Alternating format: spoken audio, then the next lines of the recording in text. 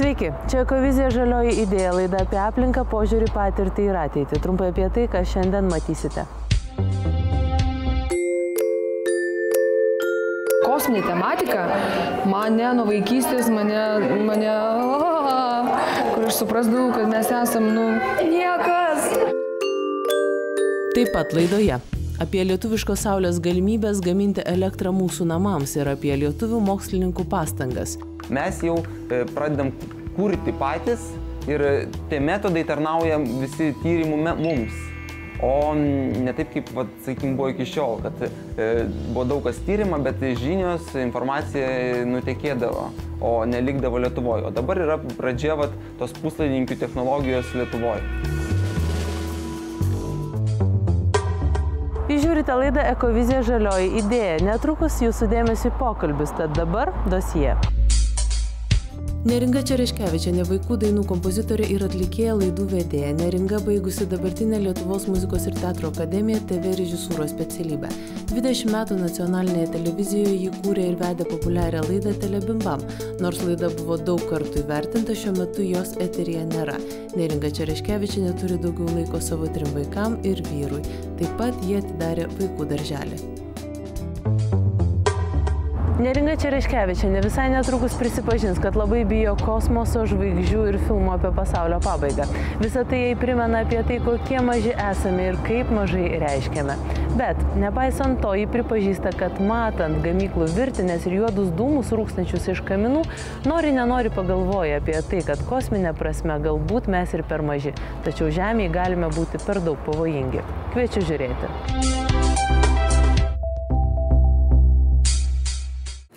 Mane gąsdina kosmosas. Mane gąsdina žvaigždės. Kodėl? O todėl, kad jos amžinos. Tai mintis apie žvaigždės, apie kosmosą, apie kitas planetas, Discovery laidos apie... Taip, fantastiniai filmai apie žvaigždžių karus, apie užkariavimus kosmoso, kosminė tematika. Mane nuo vaikystės, kur aš suprasdavau, kad mes esam, niekas. Net neskrisdas. O čia tu čia kuri, kažką fantazuoja žmogus, kažką nori daryti. Bet tai yra nulis, tai neturi nei pradžios, nei pabaigos, tai yra totalus nulis.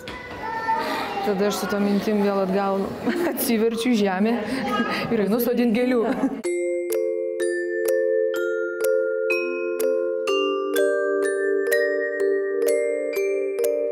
Aš daug nesu tas saldžioji, iš tikrųjų vaikų mylėtoja. Aš ir galvoju, ta prasme, tu ne. Bet tiesiog, jie prie manęs limpa, aš prie jų limpu. Tai mes kažkaip sutarėm. Man patinka, žinai kas, man patinka jų tikrumas, ko kartais vis dažniau pasigendu. Kaip reikia su vaikais bendrauti, kad jie suprastų? Nes reikia bendrauti, tikrai reikia iš tikro. Reikia... Ta prasme, bet reikia čia ir dabar kalbėtis. Ir jie iš karto supranta, kad, jis yra gerbiamas, ateini kaip aš žmogų. Reikia kalbėtis kaip su žmogu. O ta naujoji karta dabar, kur auga, jie sako, kad visai kiti ten. Kažkas sako, indigo vaikai. Ne. Ir aš tą klausimą labai dažnai savo užduodu, beje, ar keičiasi mūsų vaikai. Žinok, nesikeičia jie. Aplinka kitokia, gerai, jie daugiau žino iš karto. Informacija, internetas, jie daugiau turi visko aplinkui. Nesikeičia jie. Aš ir akademijoje muzikos ir teatro su studentais dirbu aktoriukais. Ir kai prieš porą metų buvau pakviesta ir galvoju, Jėzau, o kaip jie kokie, jie nesikeičia. Aš matau mūsų kurso prototipus, aš matau Matelį, Stonį, režisierius, aš juos matau. Žinok, žmonės, viskas gerai yra su tai žmonėm. Jeigu mes keičiamės, aš tikrai šventai tikiu, kad mes tik tai gilyn ir geryn. Bet tiek daug yra knygų prirašyta, kad naujoji karta, sakykime, tie vaikai dabar, kad jie reikalauja jau visai kitos atidos ir visai kitokio dėmesio ir, visai kitokio elgesio su jais. Ir kitokio požiūrio į juos, kad tai yra kita karta, kad tai yra kiti vaikai. Matai, knygas kažkam reikia rašyti, pinigėlių uždirbti. Aš irgi turbūt galėčiau kažką parašyti. Ne. Aš esu nesu. Bet labai fainas, labai. Žiūrėk, Dadė mus filmuoja. Ateik, Kristiana, pamojok. Malonu jūs matyt. Ne. Kaip malonu.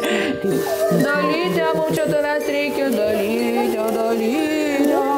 Pavyzdžiui, kiek čia kartų per dieną?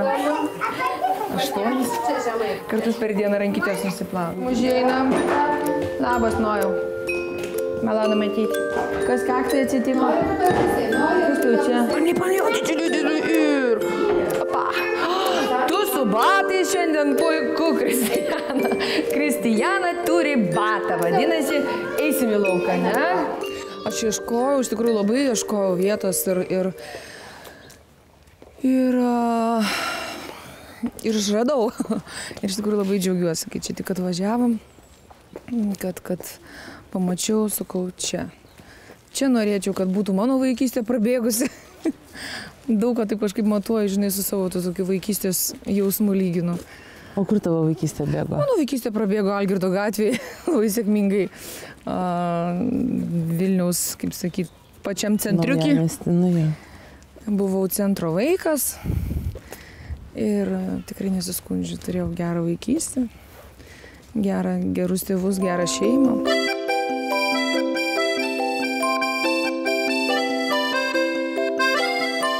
Man vaikystė, pasakysiu, kieme tokios tvoros būdavo. Jos būdavo tinklinės ir būdavo viršus toksai. Užsidaro duris, žiūrėk. Jo, užsidarys, palaukite, galim praeiti, nežinau. Tai va per tokią tvorą lakstydavau bėgte viršum jos. Tik niekam nesakykit ir vaikam nebuvo. Tai palauk, spiglintos nertos? Nertos, o viršui buvo metalinis toksai bėgiukas.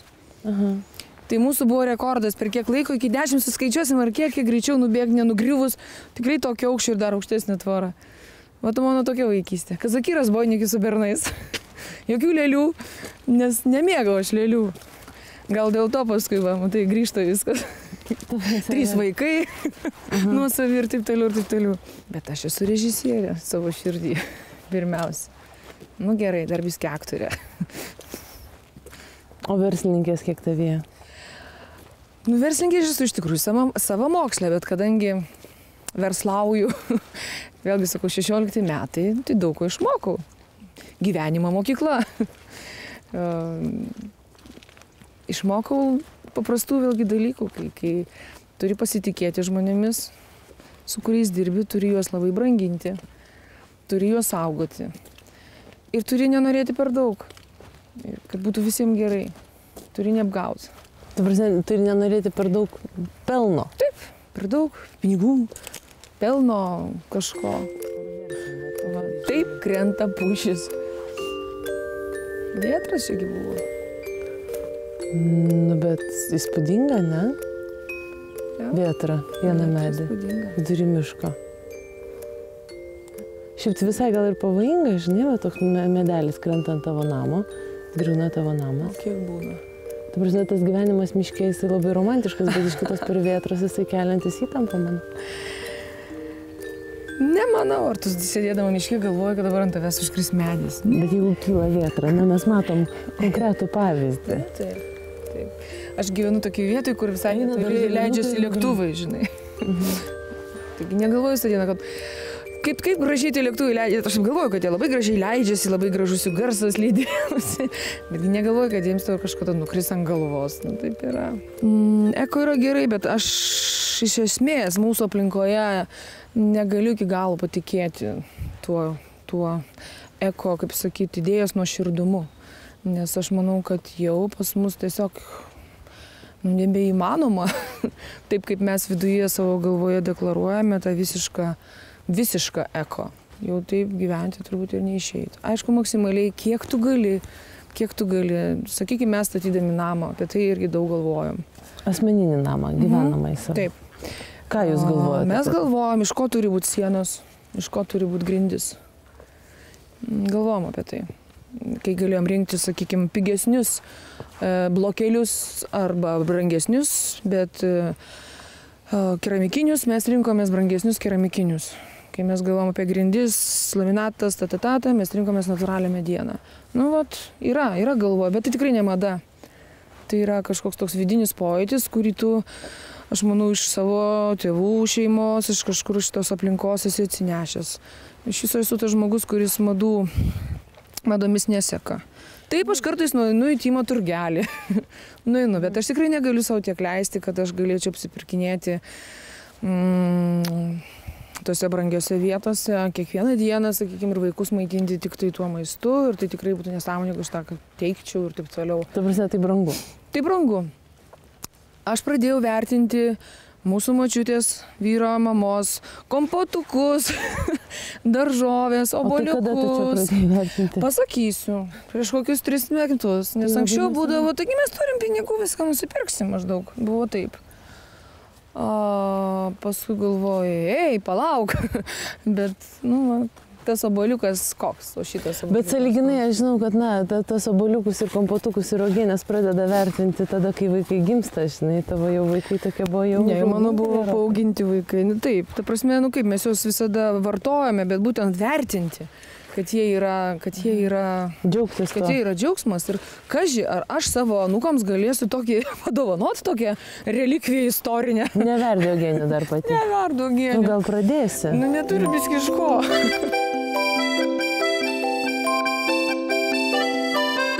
Kartais atrodo, kad mes iš tikrųjų čia nieko nereiškiam. Bet, būkim atviri, mūsų veikla yra labai didelė, labai įsikišanti. Ir, sakykime, būtų tas žemės drebėjimas, toje Japonijoje, be tų padarinių tokių, kurie dabar bus, nežinau kiek metų, bet tai yra jau žmogaus veiklos reikalai. Taip, aš manau turbūt, kad vis dėlto mes... Ta prasme, tu turėjai omeny siekį pigios elektros energijos, atominės elektrinės. Ir dar vakar, visai neseniai, užvakar su tėčiu kalbėjom, vis tiek, kad žmonės turbūt grįž prie tų garo mašinų, prie tos pirminės garo mašinos ir niekur mes turbūt nesidėsim. Nes man toks jausmas, kad mes valgom save po truputėlį, naikinam save. Tai žinai, mūsų daugėja pasaulyje. Mūsų daugėja. Tai mūsų lietuvėliai, mes dar čia taip gerai, mes čia taip netankiai, ne? Dabar pagalvokim apie tą Japoniją, koks ten yra žmonių tankis, reiškia, viename kilometre. Aš manau, kad jie neturi tokios galimybės išeiti prie Tokijo. Aš apie tai. Ir jie, kai čia atvažiuoja, kai pamato, sakykime, mūsų normalius butus, mūsų normalius namus, kur mums atrodo normalu, ne? Jie profesoriai, teko bendrauti, profesoriai gyvena 30 kvadratų butelyje. Visa šeima. Jie dviese dabar likę, taip. Ir tai jiems yra jau viskas labai gerai. Sunkėja tas gyvenimas, jisai toksai yra, bet sakykime, kai pamatau ten tų gamyklų kilometrais, sakykime, kokioje Amerikoje, pramoniniai rajonai, kur eina, arba Rusijoje, vis tiek negali netikėti, kad jie mus šildo, kad jie tą žemę šildo. Tie kaminai išdygę į viršų ir pučiantis. Ko gero vis dėlto yra. Sakykime, kaip ir pradžioje tas toksai keistas, man buvo juokingi tie visokie dalykai, diena be automobilio, tenai užgestinkime šviesą, bet kai pagalvoju, netgi labai dar seniai, kai mano teta išėjo iš Lietuvos, kažkada pas mus atvyko, kaip jūs tai vandenį leidžiate, žodžiu, užkrauna ilgai, čia buvo prieš 25 metus, dar gal seniau. Galvoju, kaip mes šitą vandenį leidžiam, normaliai plaunam indus ir leidžiam vandenį. O taigi, sako, taigi Afrikoje ten badas ir ten, reiškia, sausros. Tai mes truputėlį šypt, bet jau žmonėm buvo tas įskiepyta. Taupyk kitų kitiem, taupyk kitiem. O tai tu gesinai tą šviesą? Gesinau. Mes buvom svečiuose, mes visi gesinam šviesas. Mes gesinam. O kai diena automobilio, tu sėdė ant dviračio? Ne, aš sėdu į automobilį. Negaliu už savo to leisti.